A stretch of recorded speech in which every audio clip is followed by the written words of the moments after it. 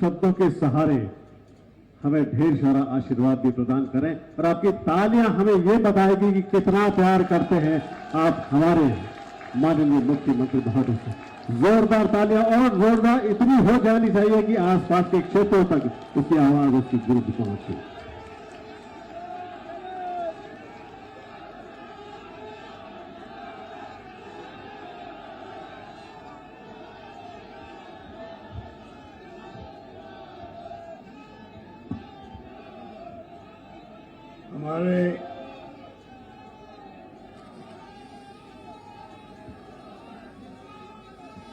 हमारे पीएचडी मंत्री डॉक्टर महेश जोशी जी, अध्यक्ष पशुधन विकास बोर्ड राजेंद्र सोलंकी जी, राज्य मेला प्राधिकरण के अध्यक्ष रमेश बोराना जी, माटी कला बोर्ड के अध्यक्ष डूंगराम गहलोत जी, आरटीए के अध्यक्ष वैभव गहलोत जी, पूर्व सांसद बद्रीराम जाखड़ जी, हमारे विधायकगण श्रीमती मनीषा पंवार जी, महेंद्र बिश्नोई जी, दिव्या मरियाना जी, हीराराम मेघवाल जी, किसान जी बिश्नोई, मीना कंवर जी, मेयर साहिबा कुंती परियार, उप महापौर अब्दुल करीम जॉनी, इको के डायरेक्टर सुनील परियार जी, पिनाका जयस मालू, अध्यक्ष संगीत नाटक अकादमी, विक्रम बिश्नोई जी, उप जिला प्रमुख उमेश सिंह राठौड़ साहब, नरेश जोशी जी, सलीम खान साहब, प्रोफेसर अयूब खान जी, महेश जोशी जी, महावीर सिंह राजपुरी जी और हमारे additional chief secretary Subodh Agarwal ji, संभागीय आयुक्त कैलाश मीणा जी, पुलिस कमिश्नर रविदत्त गौड़ साहब और हमारे जिला कलेक्टर हिमांशु गुप्ता। मुझे बहुत प्रसन्नता है कि आज ऐतिहासिक काम जोधपुर लिफ्ट का नाम रखा गया था राजीव गांधी के नाम से। जैसा मेरे पूर्व में राजेंद्र सोलंकी जी ने बताया आपको, आप मेरे अधिकांश लोग गवाह होंगे उस जमाने के अंदर जब यहाँ इसी स्टेडियम के अंदर छोटे माथुर जी, फरसा मदेरणा जी, राजीव गांधी जी, खेत सिंह जी, राम सिंह जी बिश्नोई, नर्मदाराम भरवट जी, सभी लोग यहाँ पर बैठे थे और राजीव गांधी जी ने सुश्री माता जी को कहा कि मेरी एक ही मांग थी उस वक्त, भाई इतना बड़ा प्रॉब्लम है, मैं बचपन से देख रहा हूँ जोधपुर जैसा जिला, जयपुर के बाद में सबसे बड़ा शहर भी जोधपुर ही है और वहाँ पर गांव-गांव में और शहर के अंदर पानी के लिए तरसते हैं। बार बार जोधपुर शहर खाली होने की नौबत आती है और फिर मतदान मातुर के वक्त में देखता था बचपन में, मतानी तिवरी से, मणई से, फिर रणसी गांव से इमरजेंसी पाइपलाइन बिछती थी कि जोधपुर खाली नहीं हो और रेलगाड़ी पानी तक हम लेके आए थे। मुझे वो सब दिन याद थे। तो मैंने राजीव गांधी जी से रास्ते में मांग कर ली थी कि मेरी एक ही मांग रहेगी मीटिंग के अंदर कि जोधपुर को इंदिरा गांधी के यहाँ का मीठा पानी मिले। मुझे खुशी है कि मेरी मांग को उन्होंने स्वीकार किया और मुख्यमंत्री को, जो तत्कालीन मुख्यमंत्री शिवजी माथुर थे, उनको कहा ये मांग तो मैं माननी पड़ेगी। और मुझे खुशी है कि उसके बाद में परसा मजनी जी थे पीएचडी मंत्री, हम लोग सब गए, नौक तक गए, शिलान्यास किया योजना का और उसके बाद में कोई पता नहीं 50 बार 60 बार कितनी बार, जबकि मैं दिल्ली से जोधपुर आया एज ए मेंबर पार्लियामेंट, सीधा हम लोग जाते थे वहाँ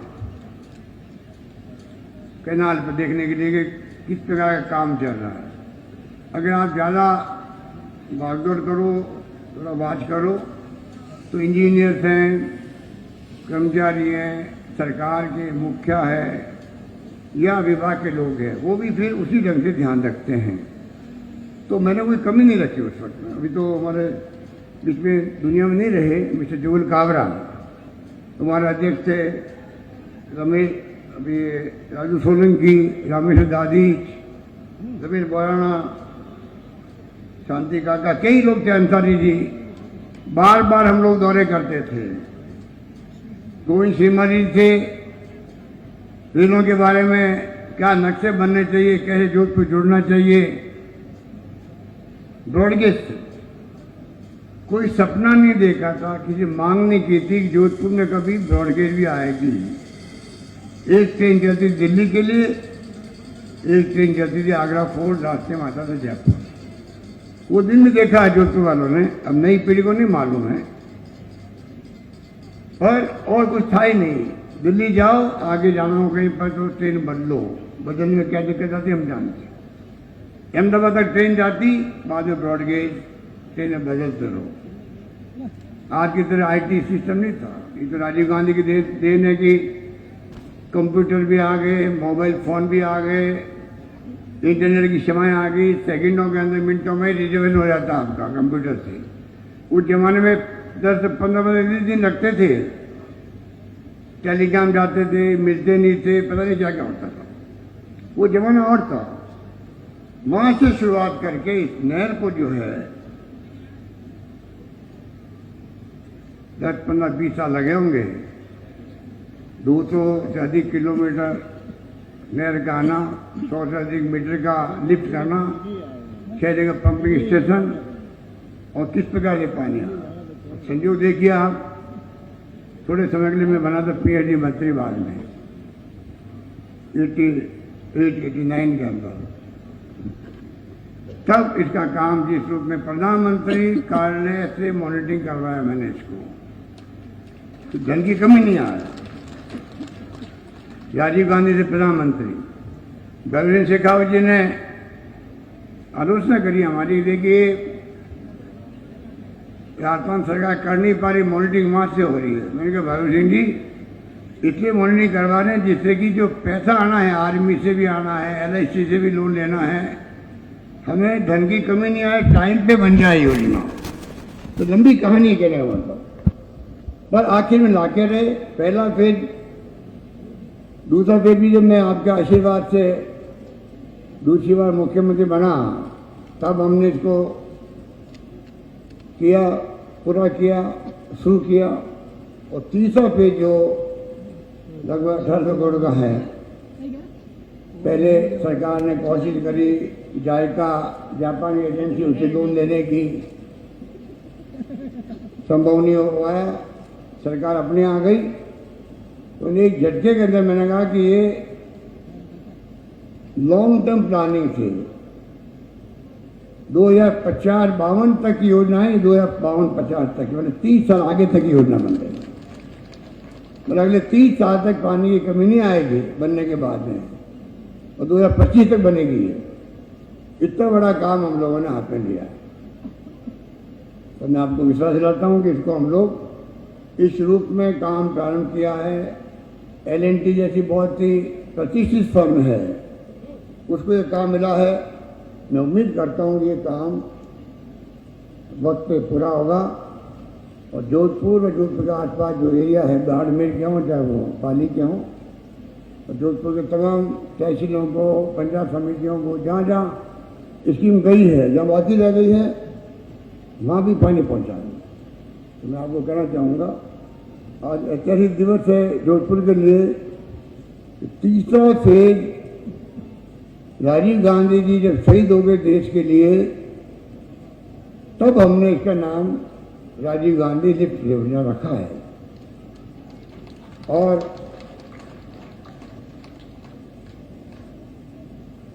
राजीव गांधी को याद करते हो। आज आप लोग जो दूर दूर से आए हो, मैं जब आ रहा था मैं सेक्रेट हाउस से, तो रास्ते में क्या माहौल था देखने लायक था वो भी, क्या माहौल था। आज तो आप लोग जो है ये थर्ड फेज के लिए आए हो, तो साथ में मुझे लगता है मुझे कि जो बजट की घोषणाएं हुई है, बजट की घोषणाएं इस प्रदेशवासियों के लिए हर घर हर परिवार तक पहुंच गई है किसी किसी रूप के अंदर। और फिल्म वही है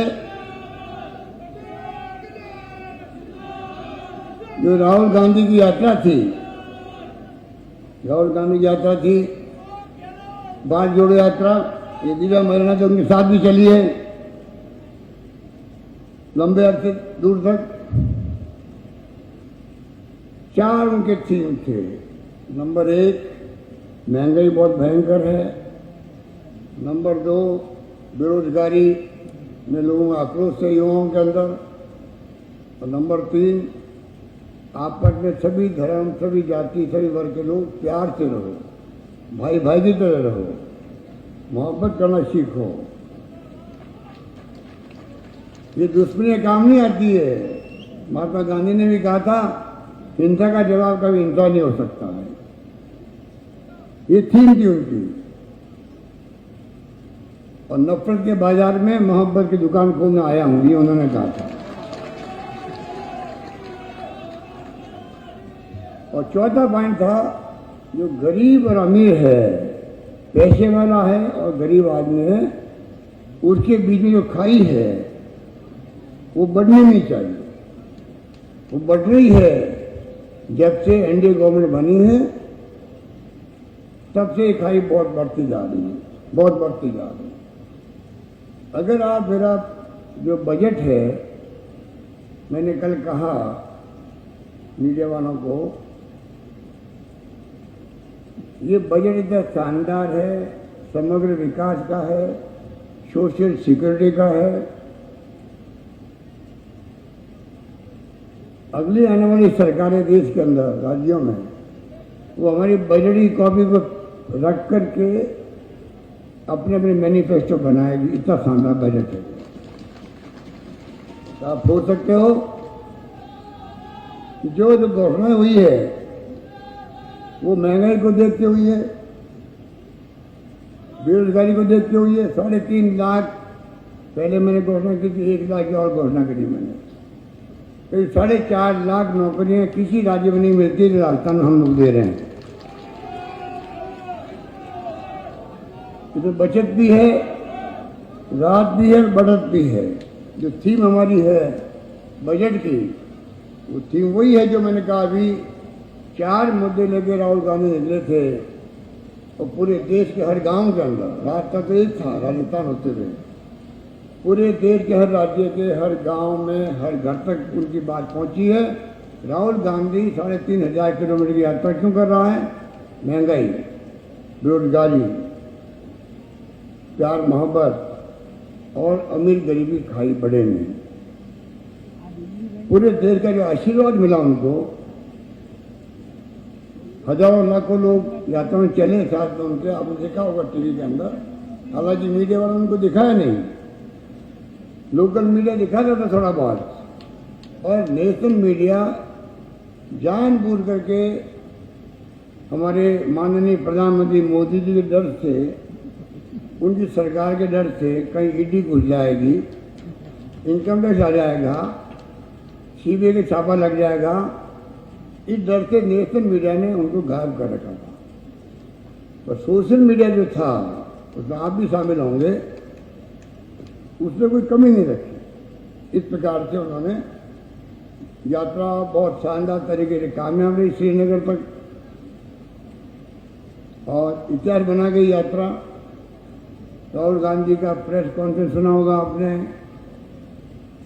जो रोजगार पक्ष की प्रकट किए थे।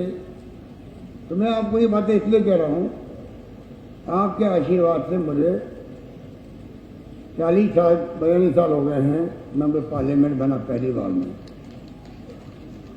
और जब मैं बना तो मुझे मौलाना साहब, खेल सिंह जी, राम सिंह जी,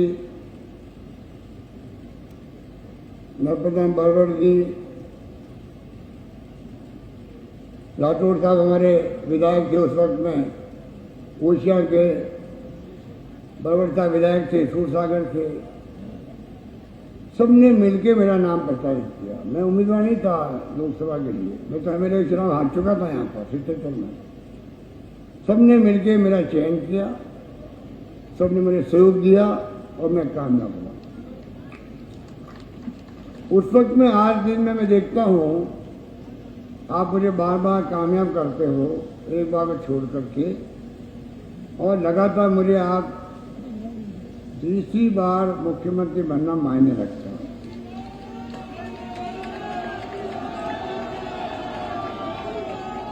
ये पार्टी हाईकमान ने और सोनिया गांधी जी ने, जो अध्यक्ष बनी थी कांग्रेस की, उन्होंने चयन किया मेरा, मुझे अवसर दिया काम करने का, और मैंने हमेशा प्रयास किया। दीवा बहना ठीक कह रही थी कि मैं इतने गांव गांव में घुमा हूँ कि जो समस्या क्या होती है गांव वालों की। आज जो मैं गवर्नेंस सरकार चला रहा हूँ, मेरा अनुभव जोधपुर जिले के गांव गांव में, ढाणी ढाणी में जाना, अकाल सोके में लोगों सुख दुख में भागीदार बनना, हर समस्या से रूबरू होना, चाहे वो पीने के पानी की हो, सड़कों की हो, अकाल सूखे में क्या स्थिति बनती है, चारा कहाँ से आएगा फसलों के लिए, पीने का पानी मानवों के लिए भी और फसलों के लिए कहाँ से आएगा, मजदूरी कितनी मिल रही है, कम मिल रही है, ज़्यादा मिल रही है। कहने का मतलब है कि मैंने जो अनुभव प्राप्त किया एज ए मेंबर पार्लियामेंट, 5 बार आपने जीता है मुझे MP, वो मेरी जिंदगी का अनुभव जो है वो मैं पूरे प्रदेश में शासन करने में काम ले रहा हूँ, ये मैं कहना चाहता हूँ। और उसके लिए मैं जोधपुर वासियों का आभारी हूँ, जोधपुर जिले जहाँ से मुझे आपका आशीर्वाद मिला, और मैंने जो है अनुभव प्राप्त किया आप लोगों से, आपकी बातें सुन करके, आपकी सुझाव सुन करके, वो मेरे काम आ रहा है। आज जो हमने इतिहास बनाया राजस्थान के अंदर, जिस रूप में हमने एक के बाद एक बजट पेश किए हों, महेश जोशी ठीक कह रहे थे, और मैं समझता हूँ कि अभी अब वो कहा गया कि पहले वक्त में 4 अकाल पड़ गए थे, हमने हिम्मत नहीं हारी, गांव गांव इतने काम खो दिए, काम के बदले अनाज। आज भी गांव वाले जाके पूछेंगे तो याद करेंगे गेहूं की बोरियां रखने की जगह नहीं रही घर के अंदर। और तो और अगर जमाना ठीक होता तो इतनी पैदावार नहीं होती, उसे ज़्यादा गेहूँ मिल गया उनको। जाइए आदिवासी क्षेत्र में, उदयपुर, डूंगरपुर, बांसवाड़ा, आज ही पूछिए उनको क्या कहते हैं वो लोग, कोई कमी नहीं रहती। चुनाव फिर भी हार गए, कर्मचारी खिलाफ हो गए, स्ट्राइक हमने फेस किया। समय समय की बात है, हम हार और जीत से नहीं घबराते, हम अपना संकल्प जिंदगी का बचपन से, सेवाई धर्म है, सेवाई कर्म है, ये संकल्प है हमारा। और मैंने कहा मैं थांसू दूर नहीं हूं, वो मैं आज भी मन में रखता हूं, हमेशा मैं करीब रहने का प्रयास करता हूं। इस बार ये भैया चुप रहो, इस बार जो है कोरोना आ गया, मुझे हार्ट का स्टेंट लग गया। कोरोना के बाद में मैं आपको आगाह करना चाहूँगा, इस कोरोना के बाद में जो बीमारियां हैं लोगों को, लोग समझ नहीं पा रहे हैं, मैं आपको समझाना चाहता हूँ। मैंने कई बार मेरे मोबाइल में ट्वीट भी किया है समझाने के लिए। कोरोना के बाद में किसी को शुगर की बीमारी हो गई, किसी को हार्ट की हुई है, किसी को किडनी की हुई है, किसी की BP हो गई है, किसी के निमोनिया हो गया है। ये कोरोना के बाद पूरे देश की, पूरी दुनिया के अंदर खांसी भी होती है तो पहले 2-4-5 दिन खत्म हो जाती थी, अब महीना भर 20 दिन चलती है। कहने का मतलब ये है कई लोग मर रहे हैं, हार्ट अटैक होता है उनको। मैं तो बच गया हूँ, आप समझ लीजिएगा, वरना जो ऐसे तरीके से हार्ट अटैक होता है वो सोच नहीं सकता। कहने का मतलब कि युवा लोगों की डेथ हो रही है। लोग समझते हैं हार्ट अटैक हो गया, हार्ट अटैक नहीं हुआ। कोरोना के बाद में जो प्रॉब्लम है कोरोना के बाद में प्रॉब्लम आई है पोस्ट कोविड, उसके कारण उनकी डेथ हो रही है। आप नहीं देखते हैं टीवी के अंदर, और डांस करते करते हस्बैंड वाइफ मंगनी हुई थी उनकी, दोनों मर गए। एक डांस कर रहा था जम्मू के अंदर, यंग लड़का था, लड़की बना बना से कुछ था, वो पड़ गया, लोगों ने जगह एक्टिंग करा देखा, फिर मालूम पड़ा तो मर गया है। ये तमाम जो बड़े बड़े डॉक्टर कहते हैं, ये तमाम पोस्ट कोविड प्रॉब्लम है। आगे करना चाहूँगा आपके माध्यम से पूरे प्रदेश वासियों को, पुनः अभी आप बैठे हो तो पूरे प्रदेश में चल रहा है, लाइव चल रहा है, जिन्हें कहना चाहूँगा ध्यान रखें, पोस्ट कोविड है, कोई प्रॉब्लम डॉक्टर को दिखाएं, इलाज कर रहे हैं बचने के लिए। तो मैं आपको जो कहना था कि हमारी थीम वही है, कैसे राजस्थान मुझे अवसर दिया है। मैंने आपको पहले भी कहा था, मेरी जिंदगी में जब पहली बार मैं मुख्यमंत्री बना तब मैंने आपको कहा था कि मेरे जहन में हमेशा ये रहेगा मुख्यमंत्री, बल्कि मैं मेंबर पार्लियामेंट बना तो मैंने कहा मेरे जहन में रहेगा। रात को 2 बजे की बात है, मजरा साहब बैठे हुए थे घंटाघर पे और नेता बैठे हुए थे सब लोग। मैंने कहा कि मुझे अवसर जो मिला है, मैं हमेशा कोशिश करूंगा कोई शिकायत नहीं आने दूं देश के किसी कोने से, किसी प्रकार की। और आपको मैं अधिकार देता हूँ, आप मेरा कान पकड़ना, मैं कोई शिकायत मेरी आ जाए तो। ये मैंने कहा था घंटाघर की मीटिंग है 2 बजे। और ये भी कहा था मैंने कि मैं चाहूँगा कि जोधपुर वासियों का, मेरे अपने परिवार का, समाज का, मैं इस प्रकार काम करूँ जिंदगी के अंदर, उनको नीचा नहीं देखना पड़े। मुझे गर्व है आज जोधपुर वासियों को नीचा देखने नौबत कभी नहीं आने दी मैंने 40-42 साल के अंदर।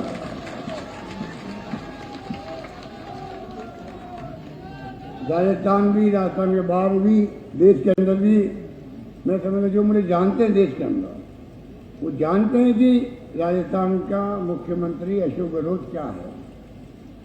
ये सब जोधपुर वासियों का आशीर्वाद का परिणाम है, ये मैं कहना चाहता हूँ आपको। आज जो आप आए हो जिस रूप में, ऐसा उत्साह बहुत कम देखने को मिलता है। बहुत उत्साह था और कई गहराई है, पाली से भी आई है, जोधपुर के गांव से भी आई है, और बहुत लोगों में उत्साह है। ये मेरी बहुत बड़ी पूंजी है, आपका आशीर्वाद, आपका प्यार, आपके माँ बाप, आपकी दुआएं मेरे काम आती है। चाहे मैं मिलूं या नहीं मिल पाया हूँ, इस बार कम मिल पाया हूँ मुझे मालूम है, क्योंकि 2, 2.5, 3 साल खराब हो गए। ये तो हिम्मत की बात है कि मैंने उसके बाद में भी हर बजट जो पेश किया है वो बेमिसाल है, वो बेमिसाल है। ये कोई मामूली बात नहीं है। आप 25 लाख का बीमा कर दो, हिंदुस्तान में दुनिया के किसी मुल्क में नहीं है 25 लाख का बीमा। 25 लाख का इलाज फ्री हो आपका, 10 लाख का था तभी बहुत बड़ी बात थी। हमने मोदी जी को कहा था आप 10 लाख का बीमा करो, अब तो 25 लाख आपने कर दिया। कोई ट्रांसप्लांट कराना, किडनी का, लीवर का, आप जानते हो कितने खर्चे आते हैं, गहने बिक जाते हैं, मकान बिक जाते हैं मेरे गरीबों का। हमारे यहाँ संस्कार है, माँ बाप बूढ़ा भी 80 साल का है, डॉक्टर कहते हैं ये ठीक नहीं होंगे, तो भी हम माँ बाप को बचाने के लिए घर बेच देते हैं, गहने बेच देते हैं। 1 लाख लोगों, 2 लाख लोगों, 5 लाख लोगों, मेरे माँ बाप बचने चाहिए, ये हमारी संस्कार है। और आज आपको ये आराम हो गया, आईपीडी, ओपीडी दोनों फ्री है सरकारी अस्पताल में, और प्राइवेट वाले थोड़ी अभी वो थोड़ा एक राइट टू हेल्थ बिल आ रहा है, उसको लेकर नाराजगी व्यक्त कर रहे हैं। मुझे उम्मीद है कि उनको मना लेंगे। 800 अस्पताल प्राइवेट भी, वो भी जुड़े हुए हैं। इस प्रकार से हमने व्यवस्था कर रही है। अभी हमने एक और निर्णय किया, अभी 3-4 दिन पहले, अगर कोई ट्रांसप्लांट करना है हार्ट का या किडनी का या लीवर का, तो राजस्थान के बाहर भी अगर आप कहीं भी जाना चाहो, चाहे वो चेन्नई जाओ, बेंगलोर जाओ, मुंबई जाओ, तो जो हमने पहले बनाने का 20 लाख का 30 लाख का वो आपको मिलेगा, आप कहीं जाओ। अभी पैसे वाला आप हो, आप जाइए, आपकी मर्जी। कहने का मतलब कि स्वास्थ्य सेवाओं को हमने बहुत प्रायोरिटी दी है, शिक्षा को बहुत प्रायोरिटी दी है। जो 70 साल में कॉलेज खुले हैं 250, उसके बराबर करीब में आ गए अभी 4 साल के अंदर। बता दीजिए आप, लड़कियों कॉलेज खुल गई, लगभग 100 कॉलेज खुल चुकी लड़कियों में, और 500 लड़के जहाँ होगी वो हम कॉलेज बना देंगे, ये घोषणा कर रखी राजस्थान के अंदर। कोई सरकार ऐसी घोषणा नहीं करती है। तो शिक्षा के अंदर हमारा, और जोधपुर तो अभी महेश जोशी जी कह रहे थे, कौन कह रहे थे, राजू सोरेन कह रहे थे कि जो संस्था हमारे यहाँ पर है देश के किसी राज्य में नहीं है। सारी संस्था एक शहर में होना, कितनी यूनिवर्सिटी बन गई है। जब पहली बार मुख्यमंत्री बना तो 6 यूनिवर्सिटी थी राजस्थान के अंदर। आज 95 यूनिवर्सिटी बन गई राजस्थान में, 55 यूनिवर्सिटी बन गई है। और जोधपुर देख लीजिए आप, आयुर्वेद की अलग बन गई, कृषि की अलग बन गई, FDDI बन गया, वेटनरी बन गई, लिफ्ट बन गई, संस्था आ गई। सारी संस्थाएं एक साथ में जोधपुर मिलेगी आपको, और कहीं नहीं मिलेगी। एम्स आ गया यहाँ पर। अभी मैंने और एक विश्वविद्यालय खोल दिया है, जैसे राजस्थान जयपुर में है RUHS, यहाँ शानदार इलाज हुआ था कोरोना का। Rajasthan institute of health services, उसी पैटर्न में मारवाड़ के नाम से मैंने यहाँ पर विश्वविद्यालय खोला है, मेडिकल में खोल दिया है एक और जोधपुर के अंदर। एक दिव्यांगों के लिए, जो अपंग लोग हैं, भाई बहन हैं, उनके लिए अलग इंस्टीट्यूट खोल दिया हम लोगों ने जोधपुर के अंदर। कहने का मतलब है कि जोधपुर में भी जाल बिछा दिया शिक्षक। IIT आ गई यहाँ पर, किसे कहता IIT आना। कहने का मतलब ये कि शिक्षा में, स्वास्थ्य में तो हमारा जोर है ही है। बिजली में, सोलर में हम लोग, बड़ला जो है फौजी में, बाप में, वो बड़ला पूरे देश में नंबर 1 है सोलर ऊर्जा का हब के रूप में। इतना भयंकर वहाँ पर काम हुआ है। तो पूरा जैसलमेर, बाड़मेर, जोधपुर, सब जगह पर आपके सोलर का लंबी लाइन लगी हुई है, बड़े बड़े इंडस्ट्रीज की लगाने के लिए। बिजली की कमी नहीं रहेगी। थोड़ी बहुत कमी इस बार हुई है, कोयला नहीं आ पाया टाइम पे, तो प्रॉब्लम चलती रहती है। पर बिजली में भी हम लोग आज आत्मनिर्भर बन चुके हैं करीब करीब। इसलिए पहले रात को बिजली मिलती थी, अब 16 राज्यों में, 16 डिस्ट्रिक्टों में दिन को मिलती है। बाकी डिस्ट्रिक्टों में करने का प्रयास कर रहे हैं। हालांकि आधा दिन बाद मिलने लग गई, फिर भी हम चाहेंगे पूरा उनको मिले। तो कहने का मतलब है कि हमने जो भी फैसले किए हैं, पानी के लिए जल जीवन योजना, भाई जोशी ने वो कहा कि आधा पैसा केंद्र दे रही, आधा पैसा हम दे रहे हैं, हर घर में नल पहुंचे। हम कोशिश करें कि नल तो पहुंच जाएगा, अगर नल पहुंच गया, पानी नहीं पहुंचेगा, वो क्या करेगा परिवार। पानी की व्यवस्था जो हो, उसकी हमारी लड़ाई है। अभी जो बता रहे थे मैं जोशी जी, ERCP की, प्रधानमंत्री के मुंह से कोई घोषणा हो जाए 13 जिले की, अब ये घोषणा हो जाती मान लो राजीव गांधी जी के मुंह से, और बाद में ये योजना लागू नहीं होती, तो क्या बीतेगी बताओ। क्या आप सोचते हैं उनके बारे में? कि राजीव गांधी मुख्यमंत्री जी, परसों महिला जी, यहाँ का मैं डिप्टी मिनिस्टर बन गया था इंदिरा जी के साथ में, हम सब बैठे हुए हैं, घोषणा हो गई और काम ही नहीं बढ़ा। ये स्थिति हुई ERCP की। प्रधानमंत्री के मुंह से घोषणा हो चुकी है, बहुत भयंकर स्थिति खराब है। करौली, धौलपुर, भरतपुर, अलवर, टोंक, माधोपुर, बूंदी, जयपुर, अजमेर तक, और वो परवाह नहीं कर रहे हैं, परवाह नहीं कर रहे हैं। और यहाँ का मंत्री पानी का और प्रधानमंत्री खुद अभी आए थे दौसा के अंदर, वो प्रदेशवासियों को गुमराह कर रहे हैं, नई बात सामने ला रहे हैं। अरे आपके ये योजना किसने बनाई? हमने नहीं बनाई थी, हमारे पहले सरकार थी, वसुंधरा जी थी, उनके वक्त बनी हुई है। उनको चुनाव आए थे तब आपने घोषणा कर दी थी राष्ट्रीय परियोजना बनाएंगे, और आप अब क्यों उसको ना नुकर कर रहे हैं? फिर भी हमने 9,500 करोड़ रखा पिछली बार, अब उसको बढ़ा दिया 13,500 करोड़ रखा है, पर उस योजना को पूरा करके रहेंगे, ये हमने संकल्प किया। तो मैं जो चीज मालूम है कि जनता के काम रुकने नहीं चाहिए। सरकार बदलती है और वसुंधरा जी ने मैंने इसलिए मैं रोक दो इस योजना को, जो उनका नाम होगा। ये सोच हमारी नहीं है, ये सोच बीजेपी वालों की सोच है। ये बीजेपी वाले ही काम करते हैं। हमारी रिफाइनरी पचपदरा वाली 40,000 करोड़ की रिफाइनरी थी। सोनिया गांधी जी, विजय मोदी जी आ गए, शिलान्यास हमने कर दिया, उसको रोक दिया बीजेपी सरकार ने 5 साल तक। अब आप बताइए, वो 40,000 करोड़ की योजना थी, उसकी कीमत बढ़ गई, हो गई 70,000 करोड़ हो गई है, 30,000 करोड़ ज्यादा हो गई है। कौन भुगतेगा? पब्लिक भुगतेगी, टैक्स पब्लिक देती है। अगर ये योजना में चालू नहीं रखूं, और ये हमारे मंत्री जी को देखिए, लिख के भिजवा रहे वहां से, योजना को बंद कर दीजिए आप। हमने कहा हम बंद नहीं करने वाले हैं। पानी विषय राज्यों का होता है, हम इसको चालू रखेंगे और आज नहीं तो कल 13 जिले में पानी पहुंचा के रहेंगे, ये मैंने कहा है।